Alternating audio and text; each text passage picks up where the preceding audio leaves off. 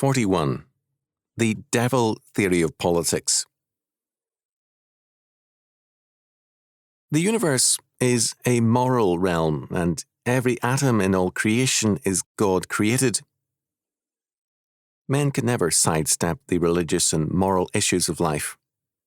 They can blind themselves to them, and regularly do, but this is comparable to a blind man walking on high cliffs without even a cane in hand. Under Cromwell, England gained great international power, but Cromwell was resented by many within England until Charles II reigned for a time. Then, as Samuel Pepys commented in his diary, "It is strange how everybody does nowadays reflect upon Oliver and commend him, what brave things he did, and made all the neighbour princes fear him, while here a prince, come in with all the love and prayers and good liking of his people, had lost all so soon." The order Cromwell represented was unpopular, especially because of its religious and moral character.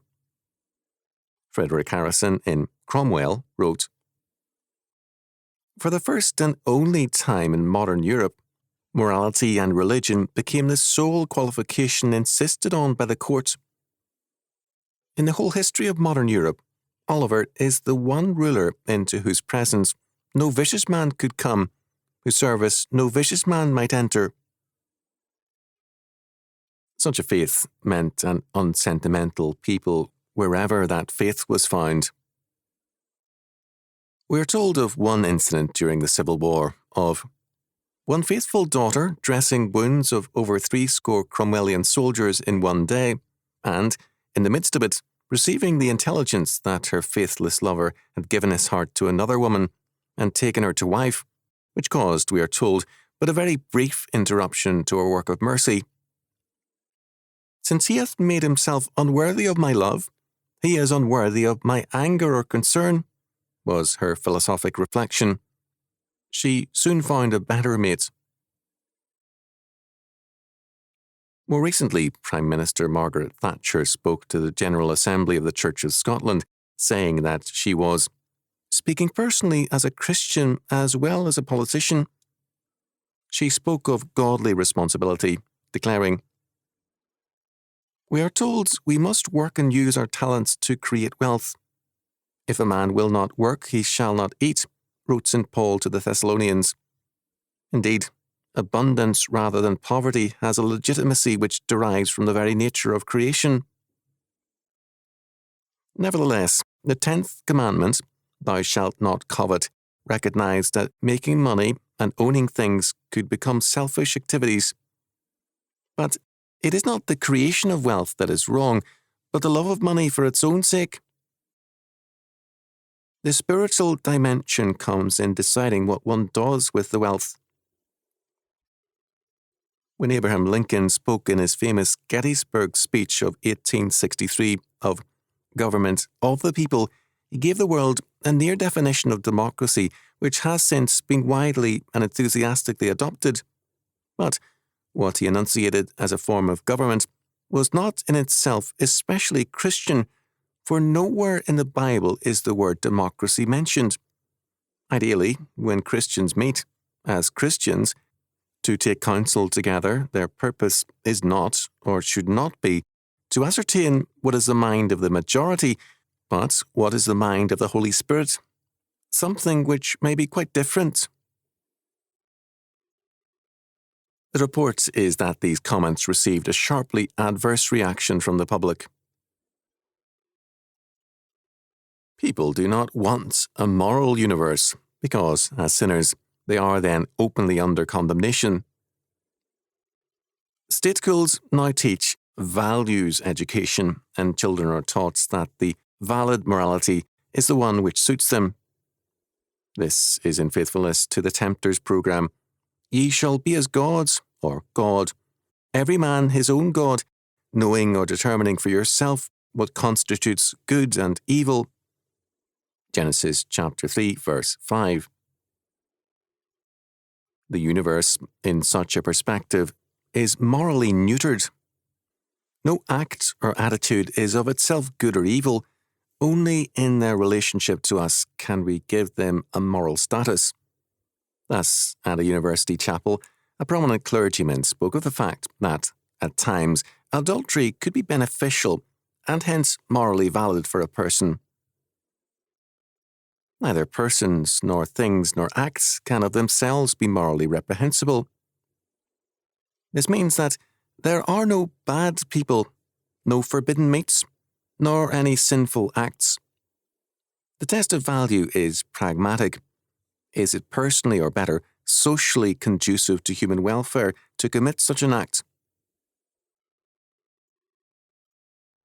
One American general, in attempts to discuss a variety of issues with prominent State Department officials, has found that his insistence that Marxism is evil, for example, leads to a prompt rejection. The answer given with condescending tolerance is, "That's the devil theory of politics, and we don't subscribe to that." The answer may be bad, but the characterization is sound. The devil theory of politics. To reject this is to believe that men and nations are morally neutral, and all that is required to bring about world peace is tolerance, patience, and even unilateral disarmament to show good faith. Then comes the humanistic millennium, supposedly. Such men, by failing to acknowledge the fact of evil in men, condemn themselves and their societies to death. They are like blind men walking on high cliffs without a cane. Let us consider the implications of their position, a thoroughly Darwinian one. If we do not live in a moral universe, but rather a neutral one, then we live in a vast realm of brute factuality. Cornelius Van Til has shown with devastating clarity that brute facts are meaningless facts, unrelated to anything else in any way. To be morally neutral is to be meaningless or dead. In the perspective of its humanistic advocates, however, the denial of the devil theory of politics and life is an affirmation of the freedom of man from the compulsion of moral absolutes. To live beyond good and evil is at the least to live as a Superman, if not as a God. The biblical doctrine of God declares God to be absolute in his moral being and unchangeable in all his attributes. His justice is thus immutable and eternal. For I am the Lord, I change not. Malachi chapter 3 verse 6. He is the same yesterday and today and forever. Hebrews chapter 13 verse 8. Karl Barth to the contrary, God never changes. The goal of fallen man is to be as God, to be his own sovereign and creator. Man seeks to remake himself in terms of his own imagination, and his goal is to live beyond good and evil in any absolute sense. This, to him, means freedom to sin, that is, to express contempt for God. Nietzsche said cynically, "We are most dishonourable towards our God. He is not permitted to sin." For Nietzsche, free man now has greater liberty. He can sin at will. In chapter 5, The Natural History of Morals, Nietzsche wrote, "Morality in Europe at present is herding animal morality, and therefore, as we understand the matter, only one kind of human morality, beside which and after which many other moralities, and above all higher, are or should be possible." Against such a quote-unquote possibility, against such a should be, however, this morality defends itself with all its strength. It says obstinately and inexorably, "I am morality itself, and nothing else is morality." The biblical faith in one God, one law, and one morality was anathema to Nietzsche. It was a form of slavery, the enslavement of man to God.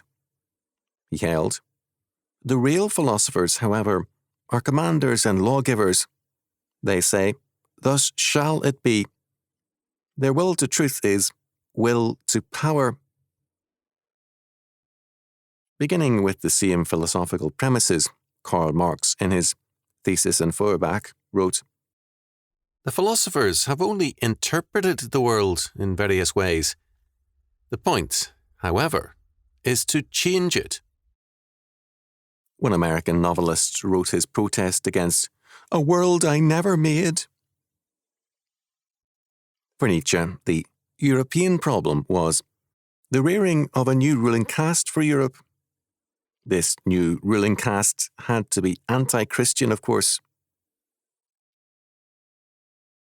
This is the background for the contempt expressed by the State Department for the devil theory of politics.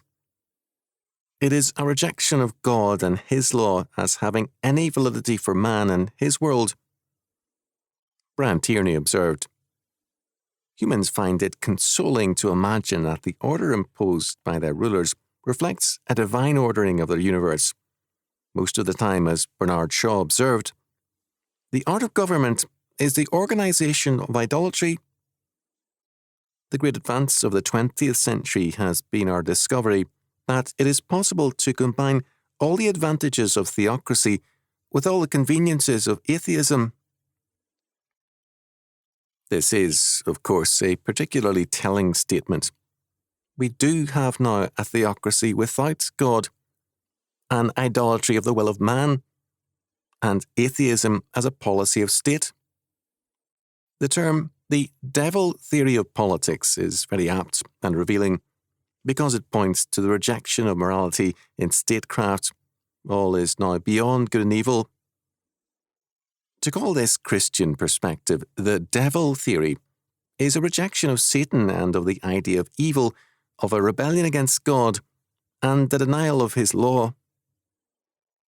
It is the radical rejection of God by men who are determined to remake man and the world in terms of their ideas. In contemplating this fact, the psalmist observed, "When the wicked spring as the grass, and when all the workers of iniquity do flourish, it is that they shall be destroyed forever.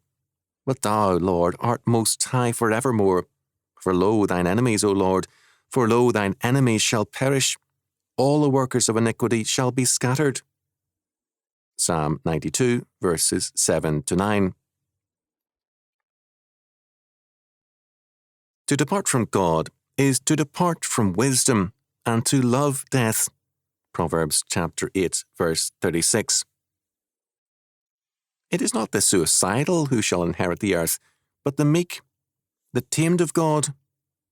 Matthew chapter 5, verse 5.